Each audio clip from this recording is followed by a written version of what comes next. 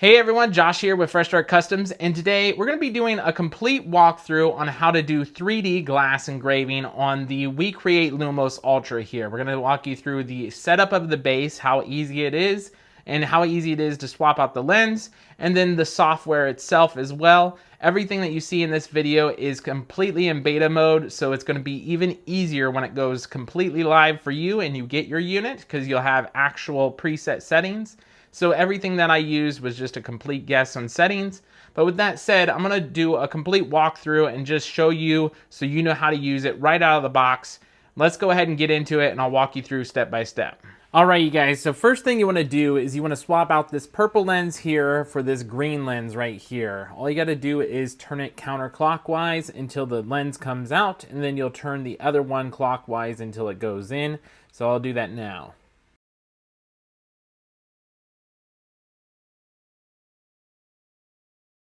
Next, what you want to do is you want to grab this little Y piece and you want to align it like this, and you want to put in your little screw heads and make sure they just hit these two screw holes right here and here.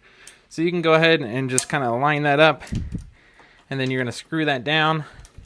It's okay if you make it tight for right now. You can make it tighter or looser here later. Just make sure you get them aligned into those little screw holes there. And then what this is going to do is going to hold your glass cube in place once you're ready. Now all you got to do is lift up on this, and it'll pull the entire top off here. So when you get the top off, you'll have 4 screw holes here. And what we're going to do is we're going to screw these 4 posts right here into these little screw holes. Now that you got the 4 posts in there, all you got to do is flip this over, and then they'll align into these 4 holes that are made for these posts right here. So it'll just kind of hover there, and then they'll pop right into place, and you're all set for the base. So I'm going to go ahead and crank this up so you can see the top, and then we're almost done here already. Alright guys, so now that we have the base set up and we have the green lens inside, we are now ready for your machine to be turned on. As you can see, I already turned this on. You can loosen these 2 screws, and you can readjust this so it clamps to your cube, and make sure your cube is in the dead center. In this case, this is a 50 millimeter by 50 millimeter by 50 millimeter cube. I've got it dead center there. I've already locked this into place, but you can just loosen those and slide it all the way up to the point that you need. Just make sure this is dead center. Then what you need to do is you need to do your manual focus. If you need to, you can add a piece of paper in there. Make sure the dots touch at the top of the surface here, and we are ready to engrave. So what we're going to do is jump over to the software. We're going to click laser flat, and then we're going to click this 3D crystal engraving here. It's going to look like this. You can select your 3D material size off to the right here and type in your dimensions. Mine is set correctly here for the 50 millimeters by 50 millimeters by 50 millimeters. And then what you need to do is get a 3D image to import. So you can either import it like this, or you can go to AI and make your own version. You're going to go to AI 3D Art. Then you can drop in your own photos if you want to, or you can make your own images. So in this case, it doesn't do that great if you have really tight lettering. As you can see around my original logo, it kind of messed up the lettering. But this one right here, the center of my logo, looks pretty good. So we're going to click Import.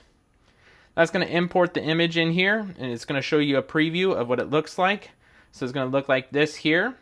If you're not happy with the area, you can go ahead and click on your file here, and then you can just click center.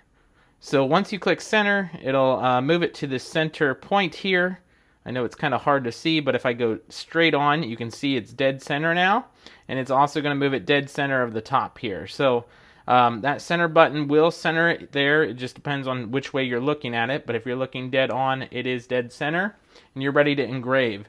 You can also make this image bigger or smaller by grabbing the corners or changing the measurements off to the side here, and you can change the placement. It doesn't have to be dead center of the crystal as well by doing all of those options up above. After that, you're going to select your power and speed options. I just took a random guess at it here. I can't remember what settings I used, but I'll throw those settings in the description below or in the settings group when I can get those again. But once you have all your settings set, you're going to go ahead and just hit start, and then it's going to process, and it'll look something like this while it's going. And that, ladies and gentlemen, is how you do the 3D crystal glass engraving with the WeCreat Lumos Ultra. If you guys have any questions, let me know down in the comments below. Like I said, everything that you've seen in this video is in beta mode right now, so it's going to be even easier when it's live.